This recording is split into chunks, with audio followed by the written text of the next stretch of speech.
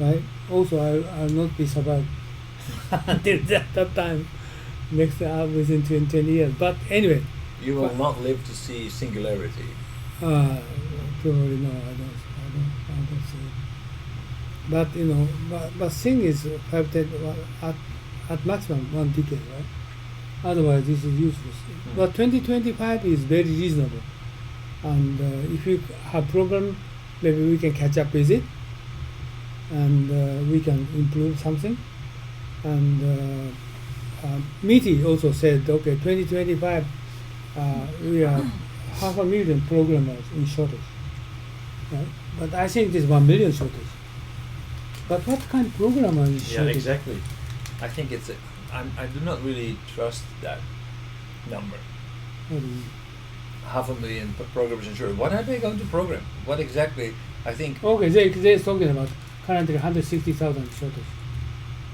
Currently. Mm, This is including C++, including Ruby, including PHP, including everything. because I don't think the problem is too few programmers. I think too few flexibility to adjust yourself to the software. What do you mean? What do you mean too few? For what? Because I think a lot of You mean mismatching, right? yes, Yeah, I think exactly. a lot of Mismatching. ミスマッチの The language and the experience is mismatching. Programmers, what kind of language they are developing, what kind of language is required is mismatching, right? So, Plus- well, like currently I'm studying Python. Python programmer very few. So if they're going to okay, deep learning is Python, but cannot hire. Why? No, very few people. Oh, too Nothing. few. Yeah, too few. Few. so not only Right? What you're talking about that, right? I'm Is that also so? talking about a lot of programmers are working on problems that do not add critical that Oh, exactly. do not address critical problems. Hmm. They are That's right. slaving away on maintaining outdated software, That's right. making changes that do not add business value. Maybe still talking about 75% of the Japanese company system is very old, and like COBOL, C++, C language, this is very old. So company cannot change the system because of majority of the large IT company, they own subsidiaries, all technical people, they cannot switch in to the other people. Okay, they try to protect their company, because they try to get their profit, right? So no way they try to version up the new language, because current employees cannot develop new language. So this is They dug themselves in a hole. Right. Basically, right. if you implement corporate software,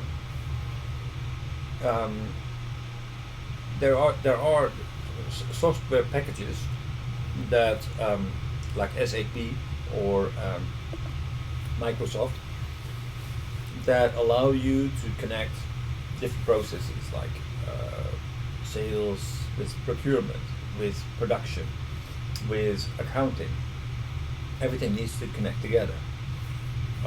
They have these standardized packages, but because our computers get stronger, the software needs to upgrade in order to be able to actually leverage that benefit. But the problem in Japan is that we do not implement these kinds of packages like SAP in a way that makes it easy to upgrade, because it's heavily customized. With customization, every upgrade, the customization needs to be rewritten in a new version.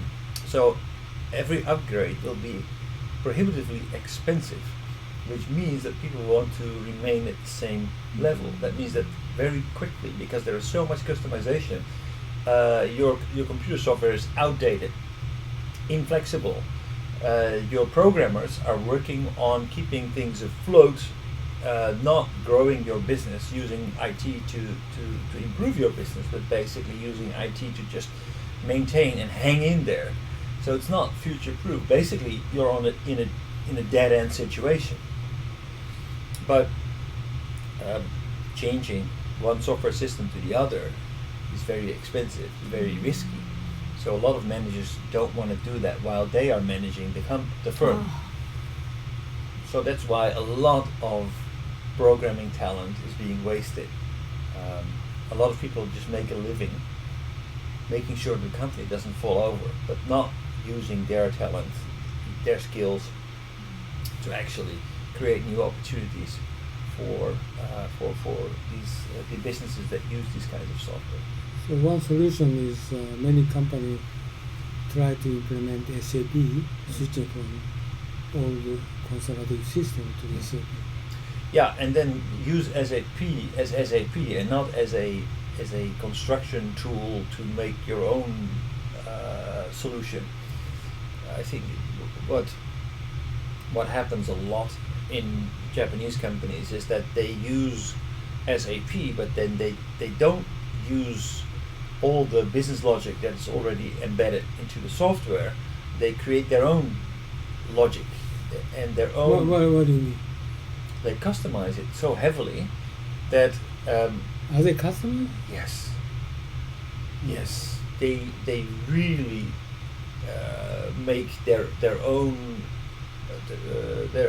software. Basically, they're using SAP, but they only use a fraction of this functionality. They completely rewrite it.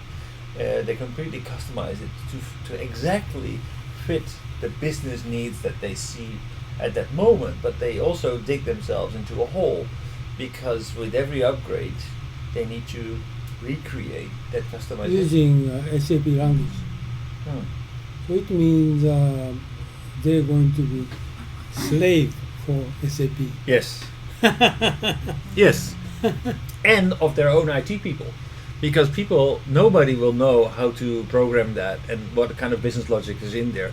So they need to keep their IT people on board, because nobody else knows exactly how this runs. So it's kind of like this very much hidden territory. What is a consulting company strategy? They're going to decide, okay, we're going to follow on SAP? In Europe, it definitely is. So you have SAP, and then you have certain verticals. So you have SAP, but a vertical means that you have a consulting company and certain customizations that are being maintained by a company that has a heavy experience in that field. For example, mining. So if you want to work with SAP and you're in the mining industry, it's quite logical to work with the partner who has a lot of knowledge and customized solutions that are working with mining. That company going forward will invest heavily in developing that kind of functionality and make sure that it stays up to date. Otherwise, they will make this themselves obsolete. We just viewed a couple of videos. This is not based on a traditional system, just like a deep learning or more advanced technology. How do you think about those areas? This is not SAP will not cover that. I think So SAP will. It's very easy for them to start doing that, of course, because SAP generates a lot of data. So that data will be used and applied to actually start learning. Exactly, And find but those areas from big data, now they're going to analyze and they're going to create new system, right? Yes. But those areas, how do we going to think about those areas? IT area or programming and developing sort of areas. Well, I mean, obviously, programming will become simpler and simpler.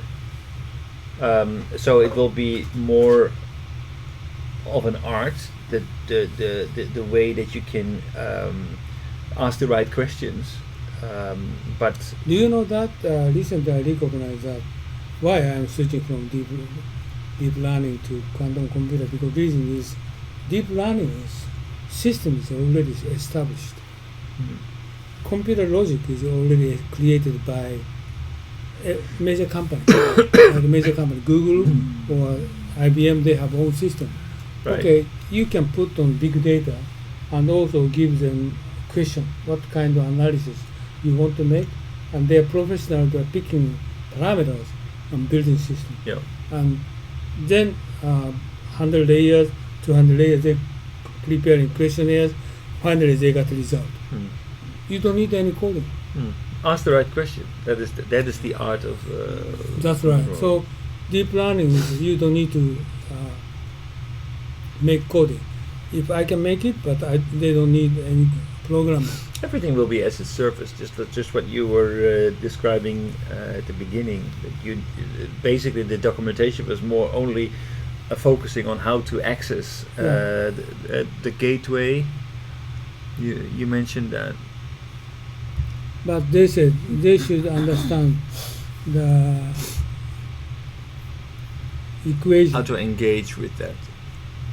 how to calculate this kind of formula, this calculation, this one. It's just an example. Yeah, calculation, we should understand.